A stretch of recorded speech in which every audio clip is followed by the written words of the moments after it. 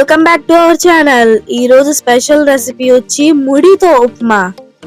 First మనమైతే ఒక కడాయి తీసుకొని ఆయిల్ హీట్ అయిన తర్వాత పల్లీలు వేయించుకోవాలి. ఎలా వేయించాలో చెప్పు మమ్మీ. Wait and see. చూడనా, గోల్డెన్ కలర్ వచ్చే వరకు పల్లీలు వేయించుకోవాలి. కలర్ అయితే వచ్చేసాయి, తీసి పక్కన పెట్టేసుకుందాం. అదే ఆయిల్లోని కట్ చేసి పెట్టుకున్న మిర్చి వేద్దాం. అలా వేసుకున్న తర్వాత కట్ చేసి పెట్టుకున్న ఆనియన్ కూడా వేసేసుకుందాం. కొద్దిగా కరివేపాకు కూడా వేసేసుకుందాం.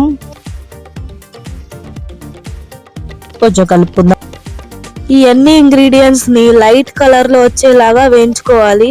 పచ్చివాసన పోయేదాకా వేయించుకోవాలి. అది వేగిన తర్వాత కట్ చేసుకున్న టొమాటోస్ వేసుకోవాలి.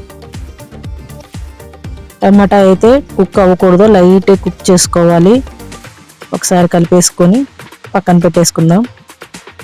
ఈ లోపలని ఇవి బొంగు పేలాలండి, మీకు అందరూ తెలిసే ఉంటుంది. వీటిని అయితే కడిగేసుకొని పక్కన పెట్టేసుకుందాం. ఇలా కడగడం వల్ల ఉప్మా చాలా సాఫ్ట్ గా వస్తుంది, ఇంకా మట్టి కూడా పోతుంది. కొంచెం కొంచెం వేసుకుంటూ కడుక్కోవాలి, లేకపోతే కడగడానికి చాలా ఇబ్బంది అవుతుంది.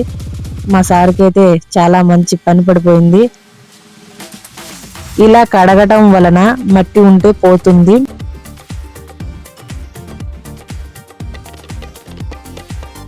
కడగడం అయితే పూర్తయిపోయింది. దాన్ని అయితే తీసి పక్కన పెట్టేసుకుందాము.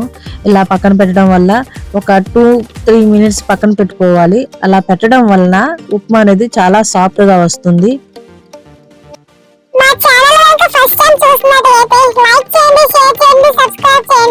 ఇంకా మరిన్ని అప్డేట్స్ కావాలంటే బెల్ ఐకాన్ ప్రెస్ చేయండి.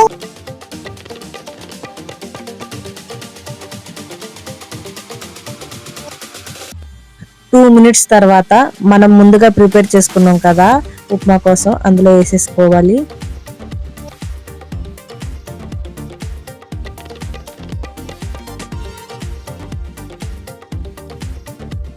మొత్తం ఒకసారి మంచిగా నీట్ గా కలుపుకోవాలి, కలిసేలాగా. లేకపోతే ఉప్మా బాగోదు, ముందే చెప్తున్నాను. ఇలా మొత్తం కలుపుకున్న తర్వాత లైట్ గా కొంచెం సాల్ట్ వేసుకోవాలి. పసుపు వేసే స్కిప్ ఏమో మిస్ అయిపోయిందండి. ఏంటమ్మా మళ్ళీ ఒకసారి చెప్పు. పసుపు వేసే స్కిప్ కొంచెం మర్చిపోయానండి. అలా కాదు చెప్పేది, పసుపు వేసేది చిన్నది స్కిప్ అయిపోయిందని చెప్పాలి. ముందుగా ఫ్రై చేసుకున్న పల్లీలు తీసుకొని అందులో వేసుకోవాలి. మొత్తం బాగా కలుపుకోవాలి ఒకసారి. ఇంతేనండి, చాలా అంటే చాలా ఈజీగా సింపుల్ ప్రాసెస్ లోని చేసుకోవచ్చు. బొంగు పేలాలతో ఉప్మా అయితే రెడీ అయిపోయింది. లాస్ట్ లోనే కొంచెం కొత్తిమీర వేసుకొని స్టవ్ ఆఫ్ చేసుకుంటే సరిపోతుంది. ఇంతేనండి, సింపుల్ గా బొంగు పేలాలతో ఉప్మా. మీరు ట్రై చేయండి, చాలా అంటే చాలా టేస్టీగా ఉంటుంది, సాఫ్ట్ గా కూడా ఉంటుంది. ఈవినింగ్ స్నాక్స్ లాగైతే ఇంకా చాలా బాగుంటుంది.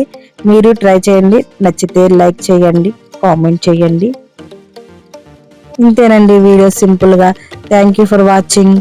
మా అమ్మ కూతురు వంట నచ్చినట్టుగా అయితే ఒక లైక్ ఇచ్చుకోండి. నెక్స్ట్ వీడియోలో చూసుకుందాం. అందరికి ధన్యవాదాలు. అరే చూసుకుందాం, కలుసుకుందాం రా. అదే సారీ.